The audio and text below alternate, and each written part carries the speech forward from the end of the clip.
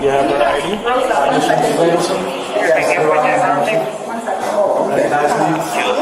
Yeah. You're under arrest. Your cell phone. No, I don't want to give it to you. Why do I have to? Because my attorney said not to. Why do I have to give it to you? This is evidence. Evidence. Ma'am, do me a favor. She's under arrest. I have to go with it. I have to go. I have to go. You don't have to go with it. Let me help you out. No, I have to stay. Please don't do this. Don't stay. You need to grab the bags. Take the bags. Yeah, and you need to wait outside. Okay. My husband's almost 80 years old. He can't Yeah, come I with can't. me? Please, can I go? No, you can't join me there. Oh, don't do this, please. Please. Oh, Someone's got to help him get home. This is terrible. You can't do this. This is insane. Can you hold on to that for me? Is that okay with you? Please. You don't have that with handcuffs on. She's not going anywhere. Please. Please. You have anything in your pocket? No, no. Do you have anything of value in you? No, Plus you have a necklace on. You Wanna go? can take the necklace. I'll take it. Yeah, take it off. Yeah. And the earrings. And the earrings.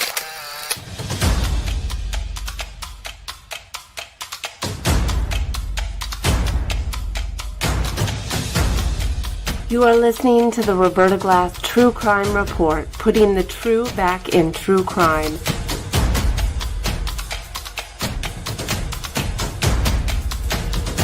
From New York City, Roberta Glass is now on the record.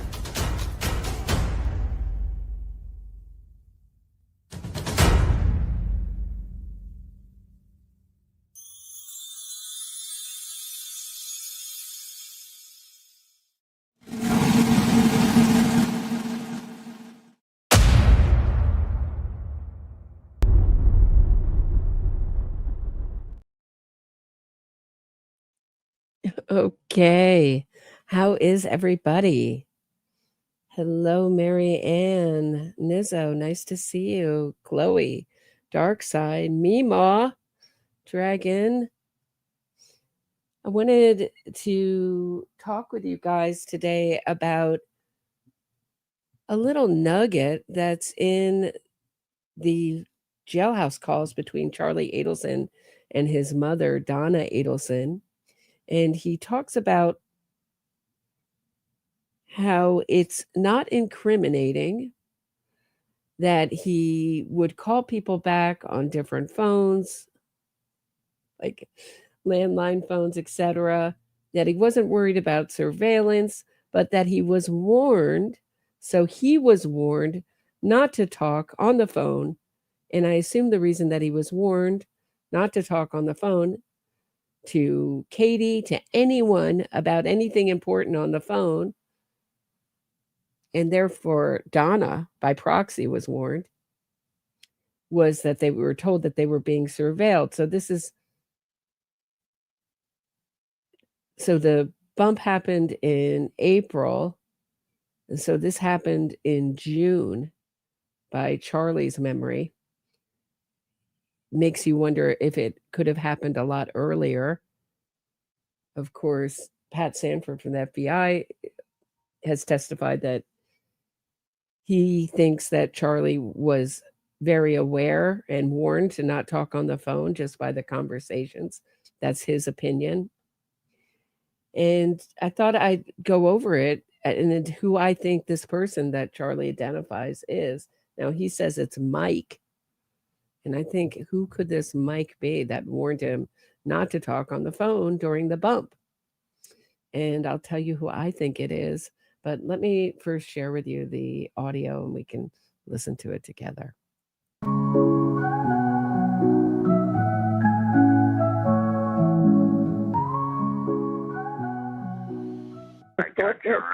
But then when we saw the trial and we heard Dan and we heard you and she was away, everybody said, look at what just happened. There's no way in hell. There's no way in hell. No way. And then they didn't deliberate. No. They had a mountain of it was my dad's birthday party, my mom's crazy emails, my sister showing up, Me calling her landline? Yeah, I was pulling into Adam's garage. I was going to be getting in the elevator. I get shitty cell service, so I'm going to call you from a different number. Like, I wanted her to pick up if she didn't see it was my number from my cell. I know I get bad service in that building. Like, I'm still calling her cell phone number, not hiding. I didn't say, hey, Katie, give me a different number to call you from, and I'm going to call you from a different number. That's when you want privacy. Like, when I spoke to Erica, I wanted privacy. And Mike had just told me 2 days earlier, don't talk about anything. Don't talk about Katie. You know, don't talk to Katie. You know, don't talk to anybody about the case. So Erica, I know Erica was going to say, and I was like, I wanted privacy. So I said, Erica, I'll call you from a landline to your cell phone. Yeah, well, I wanted privacy there, but that was the only time. And it was just because I didn't know what Erica was going to say, and out of abundance of caution, Mike was telling me not to talk about anything with her, so I wanted privacy. Like, that's with Erica. Katie, I said, here, I'll call you on your cell. I'm calling you from a different number because I wasn't going to get service in that building.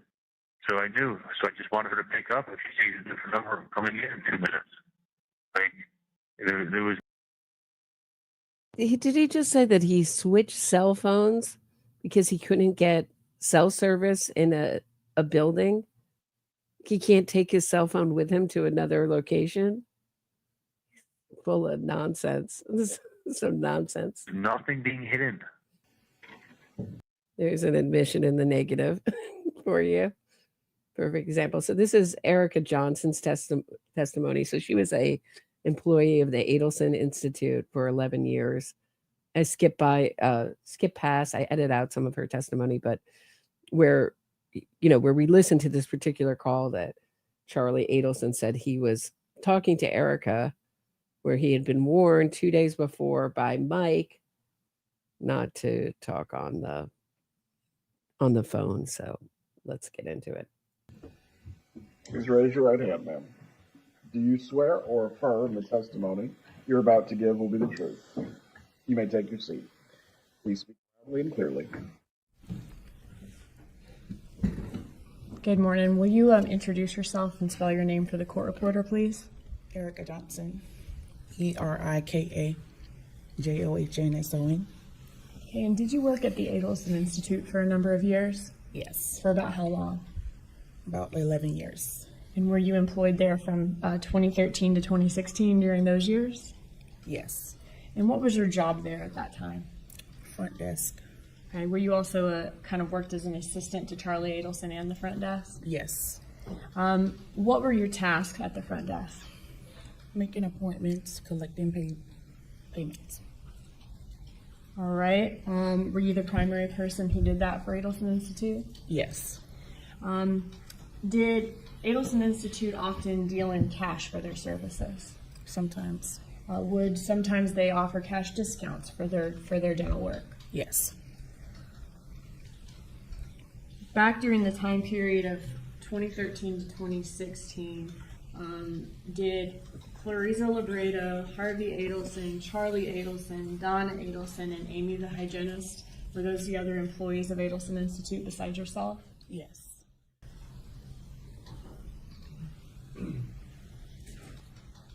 Hey, what's going on? Hey there, FBI is here asking for records for Katie. For what? Does she work here? I wouldn't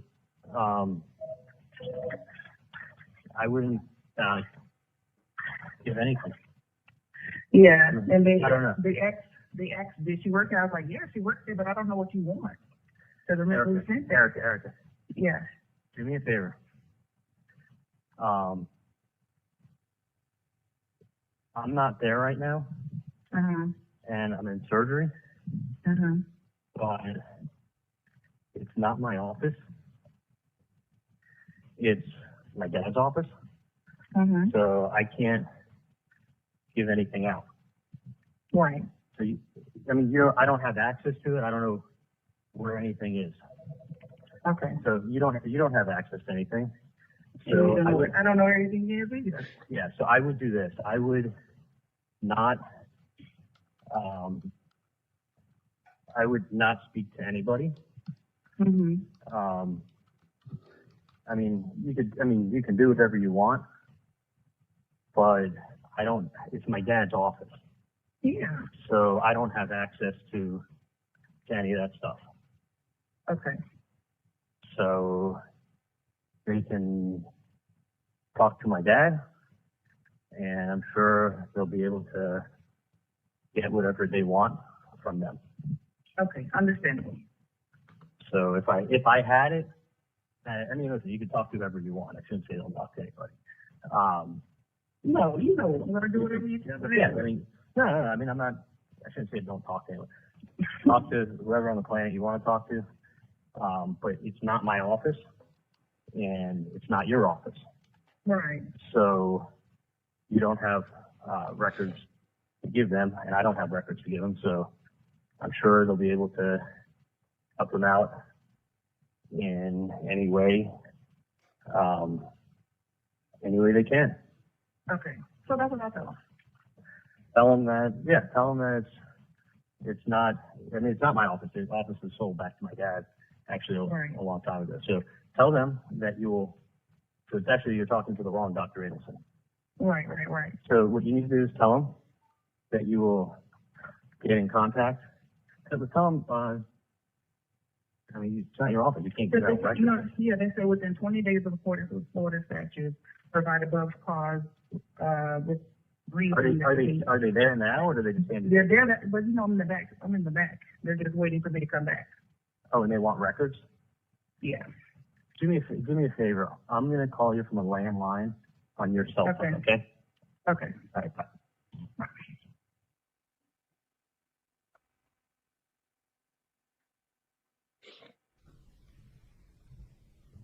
We heard you say at the beginning of the call, you're referencing Katie. When you said Katie, were you talking about Catherine McBanois? Yes. And how did you know Catherine McBanois? She was a patient at the office and his girlfriend. Okay. A patient at Adelson Institute and Charlie Adelson's girlfriend? Yes. Had you ever seen Catherine McBanois work at Adelson Institute? No. Did Adelson Institute have a cleaning service that came? Yes. And was it a husband and wife team that cleaned the office? Yes. And was Catherine McBanois part of that husband and wife team? No. Were you on yearly salary or paid by the hour at Adelson Institute? Hourly. And would you get paid every 2 weeks? Yes. At that. So she gives some more testimony that's just damning for Charlie Adelson, but you can see that clearly there was nothing nefarious going on. He just couldn't get good reception. He was calling back from a landline. But Mike did tell him not to talk 2 days before that. So who is this Mike? I'll tell you who I think it is. If I had to guess, and of course I'm guessing. I'm not in with the Adelson family without knowing Charlie Adelson personally. And I'm not going to be communicating with killers. Not on this, not this person, not this channel. You got the wrong channel. You think I'm going to be writing to killers, convicted killers in prison. Got the wrong person. So without knowing for sure, my guess is that he's talking about Michael Weinstein. And who Michael Weinstein is, let me show you. He has been a zealous advocate. He denies being a zealous advocate, but he's really been a zealous advocate for the Adelson family. His father, Peter Weinstein, was a Florida judge. Let me just show you him first. What? Here we go. So there he is. He has his own Wikipedia page. He was a member of the Florida Senate. So this is Michael Weinstein's father, Wendi Adelson's godfather. And he was born and raised in New York City. He's a graduate of New York University and Brooklyn Law. Became a judge. and then became a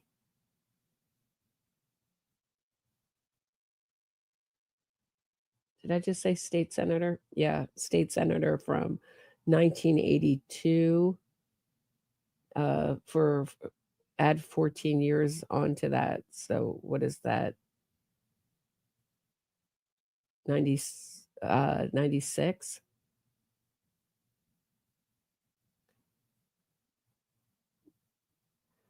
And he served as a majority leader of the Florida State Senate.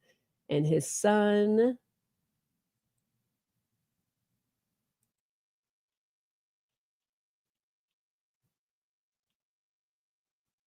show you his son, Michael Weinstein, was he ran for, he was a the Florida House, was a representative for the Florida House for District 81. So an HD 81 candidate with deep ties to family suspected of murdering Dan Markel. So this was written by Peter Scorch, who's done so much good reporting on the murder of Dan Markel. He writes, a young father was killed and law enforcement knows how and why. Michael Weinstein, a lifelong friend and sometimes lawyer of Charlie Adelson, suspected co-conspirator in the murder of Tallahassee law professor Dan Markel, announced last week that he is running for HD 81, the seat vacated by Rep. Tina Polsky, moved to the state Senate. Weinstein is the son of Peter Weinstein, a former chief judge and former state senator, who also happens to be the godfather to Wendi Adelson, Markel's ex-wife. Weinstein has appeared on 2020 and other TV programs defending the Adelson family, saying that he was doing so not as their legal counsel, but as a friend. He would later appear to be listed as Charlie Adelson's attorney in joint statements made by his family denying their role in the 2014 murder of Markel. So he was acting, at least publicly, as Charlie Adelson's attorney. Who would be trying to protect you in that way? Your attorney. This is why. And just his closeness with the Adelson family. And I think he would have gotten word that maybe the FBI was surveilling the family. He also represented Charlie Adelson in various minor infractions, such as driving 93 miles an hour in a 45-mile-an-hour zone. To be fair, the Weinsteins aren't the only example of political connectedness the Adelson family boasts. For example, Charlie Adelson's lawyer in an unrelated civil case is the sitting mayor of Coral Springs, Scott Jonathan Brooke. So, Scott Jonathan Brooke,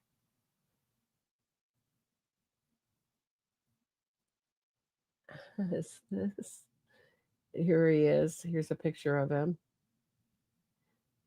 Mayor Scott. And he also has an Instagram where you can see him playing tennis and being the man about town in Coral Springs. Go. So, and it's Scott J. Brooke, attorney on Instagram there. Back to this article.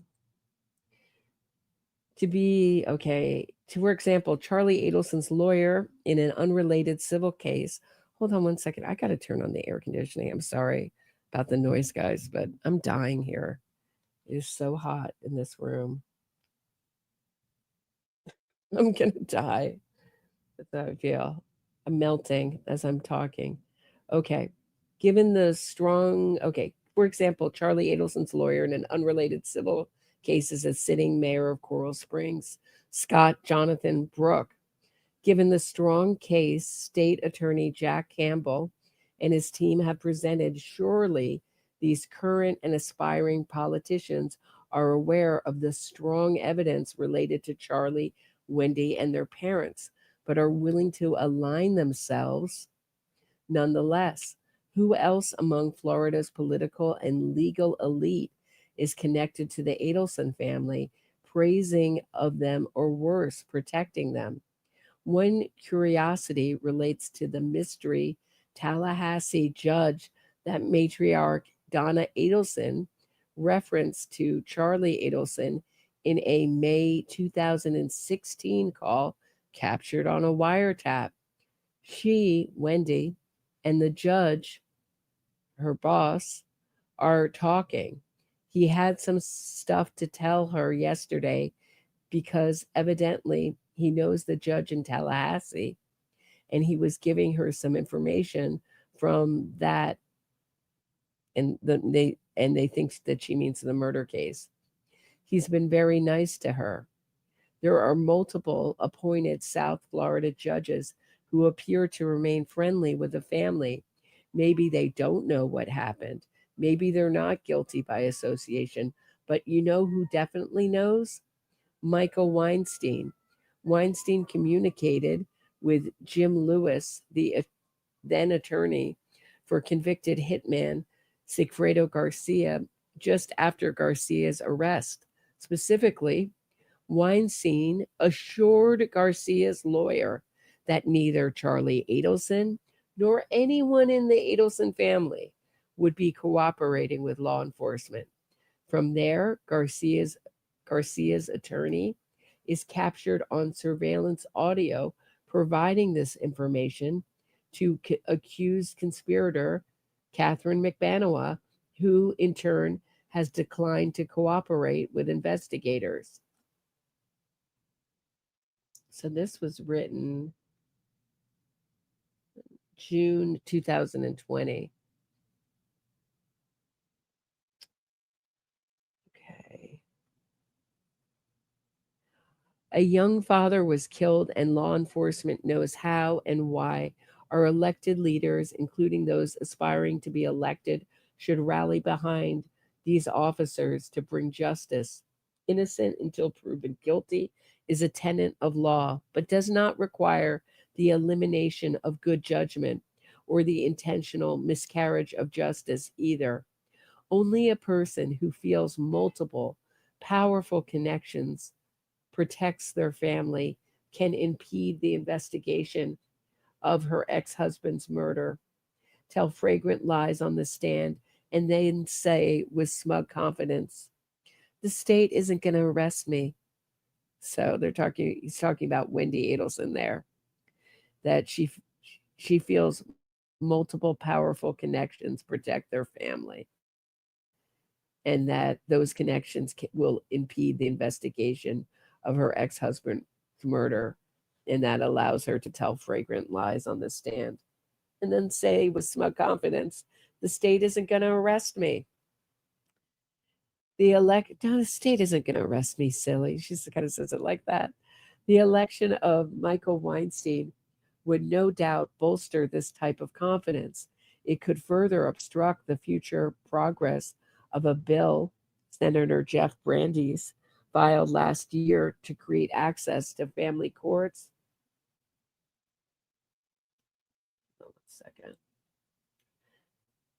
For families like the Markells who got cut off from visitation with children after a parent's murder, and perhaps even worse, it could erode the type of confidence that voters in HD 81 deserve in the judgment of the person representing them.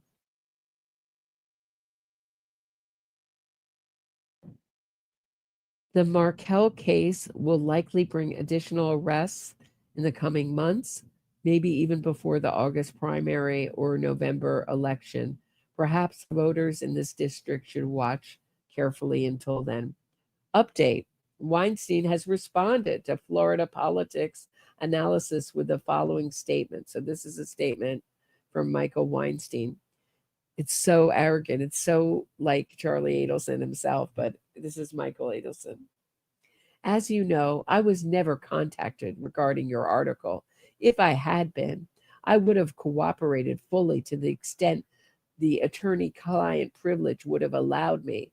At all times material, I was and remain governed by that privilege. Having said that, here is my statement.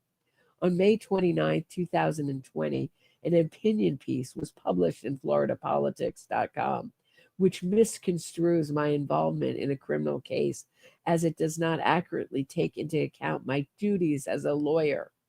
I was never contacted about this article, and if I had been, I would have cooperated. I am proud to be a candidate for Florida House District 81. As for my background, I am a former Florida Assistant State's Attorney. I sat on the Florida Bar Criminal Procedures Rules Committee and have served on a professionalism committee. I am AV rated by Martindale Hubble. Lawyers who have earned this display high ethical standards. Most importantly, I am Florida Bar Board certified in criminal trial law. Board certification recognizes attorneys' professionalism and ethics. As an attorney, I in all times have a legal duty to protect the client. And that's what I think he was doing. But I do think he had gotten word that they were being surveilled by the FBI. At no point in time did I assign myself with a position as stated in the article. I advocated for a client. Quite simply, I did my job. Therefore, I want to offer some clarifying statements about my professional involvement in this matter. I was a friend since childhood of the Adelson family, well before Mr. Markel's death. Well, it wasn't a death, it was a murder. Let's just call it what it is. Michael Weinstein. Charlie Adelson hired me to provide legal advice for his personal and business matters. Charlie Adelson then contacted me during the initial investigative stages of the case referenced in your article. He had not been charged with a crime and was seeking my counsel. The article unfairly portrays me aligning myself with someone suspected of murder. In truth, I timely came to the aid of a current client and acted as a zealous advocate for that client. Because of the aforementioned relationship since childhood, I recommended that Charlie get another attorney to guide him and continued my role as a counselor at law until another attorney was retained and a transition could be made. Up until that time, I offered general guidance and handled media inquiries. Because of our professional relationship and my role as his personal attorney at all times, whether speaking to the media, counseling the client, or speaking with other lawyers, the attorney-client privilege was in effect. In that regard, the article creates an illusion that I am withholding what happened in this case. This is categorically untrue. It is required for an attorney to speak with witnesses and attorneys to gather information. During my role in the case, I am always and forever governed by the attorney-client privilege. How many times is he going to say attorney-client privilege? I am also guided by ethical obligations as a lawyer. How many times is he going to say lawyer and attorney-client privilege? I think he doth protest too much. The article should have advised the reader I have a duty to the I think the article should have, it's so repetitive that I think I'm reading the same thing over again, but it's a new sentence. The article should have advised the reader I have a duty to the client and am governed by the attorney-client privilege. Lastly, the article fails to advise that Charlie Adelson did what I asked and shortly into the investigation hired David O. Marcus, Esquire, as his counsel. I stayed on briefly during the turnover and then relieved myself of any further legal obligation and cut ties with the family. I thought they were talking also about, I doubt that he's cut ties with the family.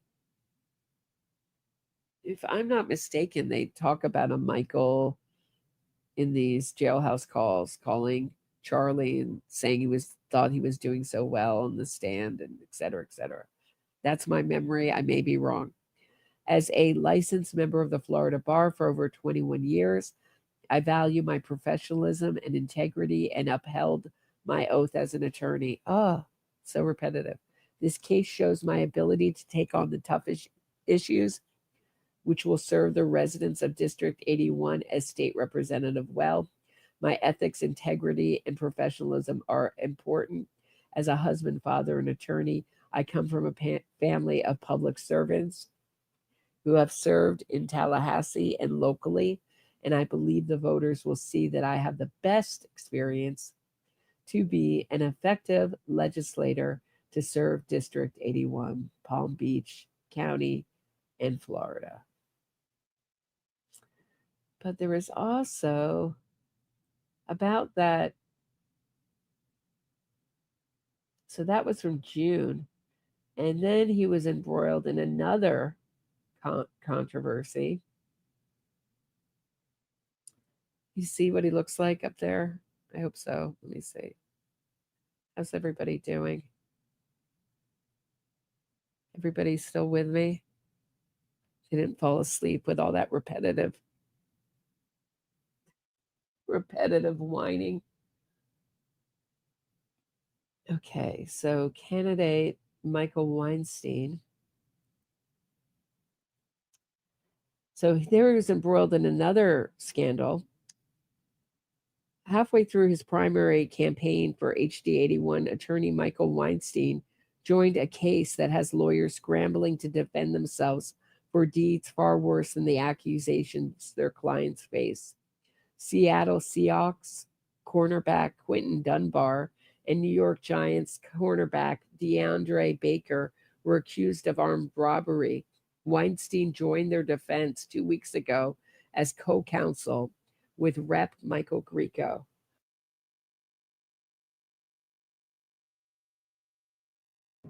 But then in an archetypal twist of South Florida legal corruption, the 4 witnesses recanted their sworn statements in exchange for a $55,000 payout they say was organized by Grieco, with video evidence and more to support this accusation. No matter how you cut it, the choice to join this case reflects some poor judgment on Weinstein's part. Either Weinstein knew he was joining a case where his co-counsel Greco had bribed witnesses to assure their silence, or Weinstein should have known. After all, he chose to align with Greco, who had been publicly named in multiple bar complaints, ethics investigations, and scandals ranging from campaign finance violations, cronyism to help friends avoid prosecution, and corruption. For his part, Weinstein states, I was retained before there was any allegations against any other lawyer. Moreover, the incidents that caused further investigation occurred before my involvement and without my knowledge whatsoever. So that's a little bit of the background on. Well, it also goes on. I mean, Weinstein has lied to the public about the origins of his grassroots fundraising, fabricated lies about his political opponents, misrepresented facts and campaign mailers, and has yet to answer for any of it. They say you can tell a lot about a person by the company they keep. Weinstein and Greco have more in common than this one particular client.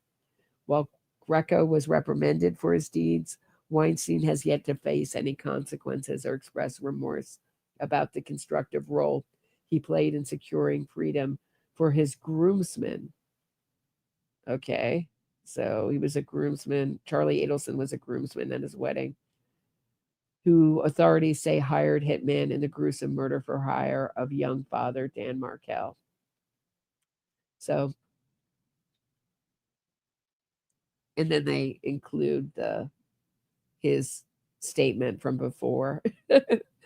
It's kind of an epic dig at the end. An additional response from Weinstein. Oh, maybe this is a new one. I've been a licensed attorney in the state of Florida for 22 years. The last 12 of those years, I've earned the distinction of Florida Bar Board certification, certified criminal trial attorney. I'm held to, this is the highest degree of ethics. You can get an idea that he's not too ethical. The fact that he has to say ethics every 2 minutes.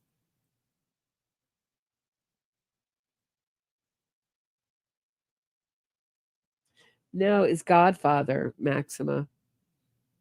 Peter is his godfather. No. Doesn't Donna have blue eyes too? Am I wrong on that? Doesn't Donna have blue eyes as well? Hold on 1 second. Let me get to my. Let me look at. Or are they brown? Do we make her brown eyes blue? Oh no, they are brown. Huh, that is weird that his eyes are blue.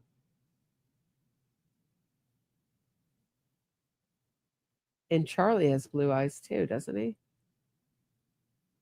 And probably, brown. Everybody's going, you're wrong, brown. I'm obviously not paying attention. She's wearing light blue, that's it.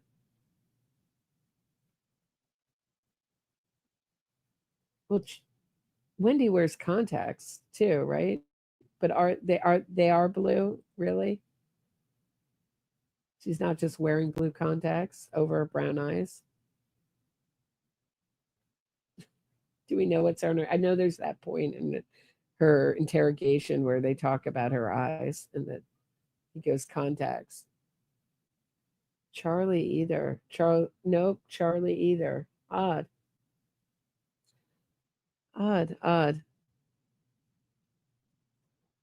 So hard to know what her natural color is.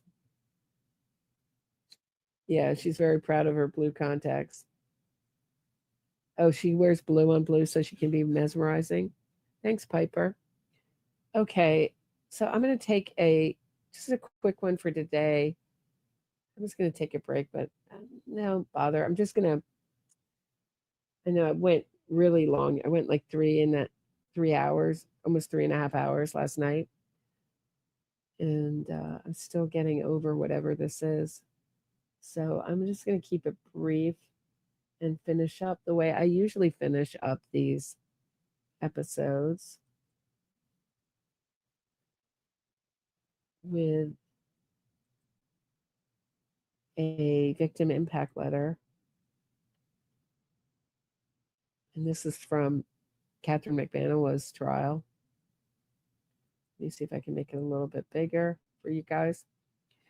Dear Honorable Judge Wheeler, my relationship with Danny evolved from a friendship with his sister, Shelley.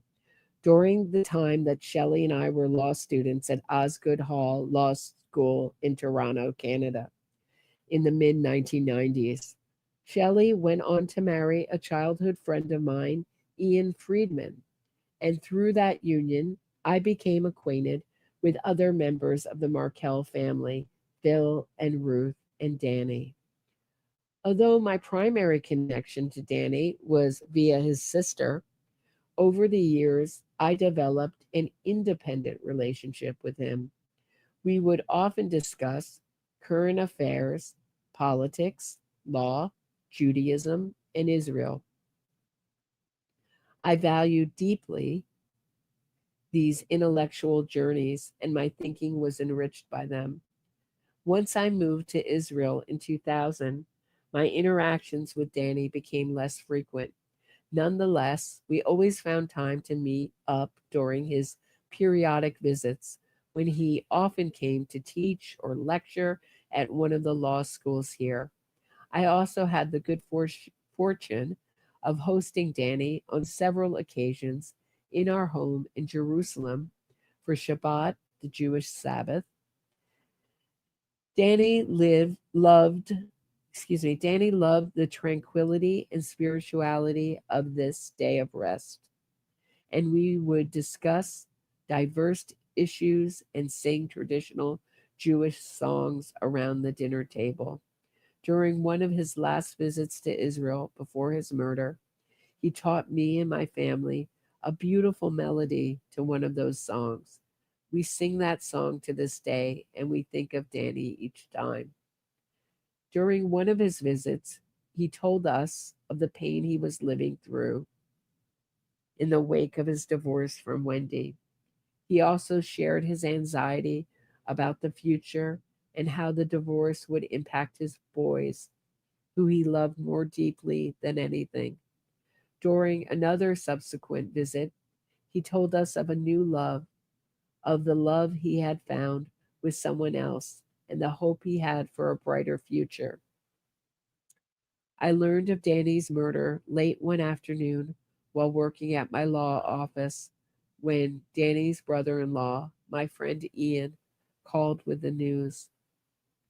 I still recall the sickness that penetrated my being and how I spent the remainder of that day in a dazed state of shock in a Jerusalem park.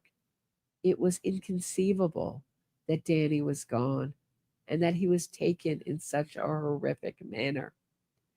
As the months and years passed, Danny's absence was felt not only by me and my family, who had gotten to know Danny during his visits to Jerusalem, but it was clear that his absence as a brother to Shelley, a son to Phil and Ruth, and the only brother-in-law to Ian was deeply painful. Perhaps even more cruel was that Phil and Ruth, Shelley and Ian, and their children were prevented from having any interaction with their grandchildren, nephews, and cousins, Danny's sons. This ongoing pain was often communicated during conversations I had with the Markel family, which also focused on an abiding belief that justice would one day be done in this case. Nothing can bring Danny back to us. Danny was a unique individual. He was a person who lived life, loved and felt deeply, and radiated passion. He had a light and a presence that shone brightly in the world. He had a penetrating intellect and cared deeply about making the world a better place, about justice in America, and about the well-being of the Jewish people. He was taken at his prime. It is impossible to know the ultimate contribution he may have made to his community, country, and to the world had his light been permitted to continue spreading. In the Jewish tradition, our ancient sages taught that whoever saves a single life is considered to have saved the world, and that whoever destroys a single life is considered to have destroyed the world.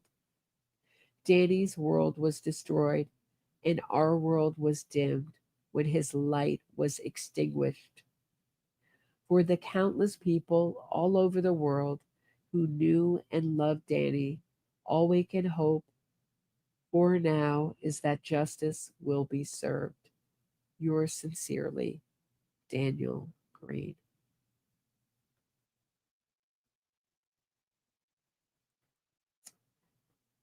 That is what I have for today, guys. Please hit the thumbs up on your way out. Leave me a comment. Share this episode.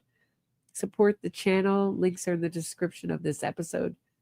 You can send a donation via Venmo, buy me a coffee, or become a Patreon member and get access to content you won't find anywhere else. I will be back very soon with another True Crime Report, always at 6 p.m. Eastern. I'll see you then. Thanks for listening. Oh, wait, hold on one second. Jill Jane, I almost missed you. Thank you for the super sticker, Jill Jane. I appreciate it. Sorry I'm getting into it so late.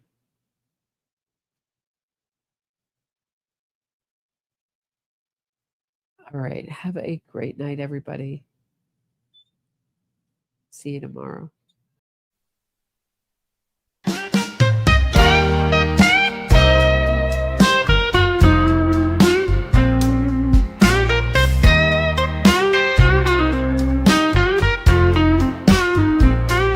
Oh, Donna, what a stitch you're in.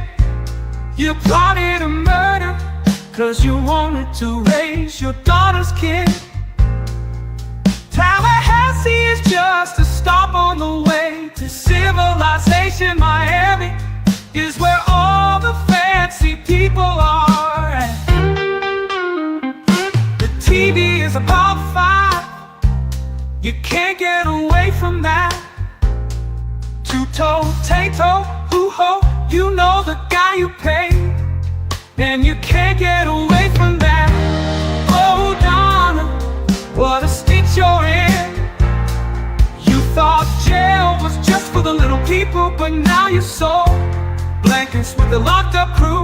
You're a grandmother in lockdown, and your one-way ride to freedom you blew.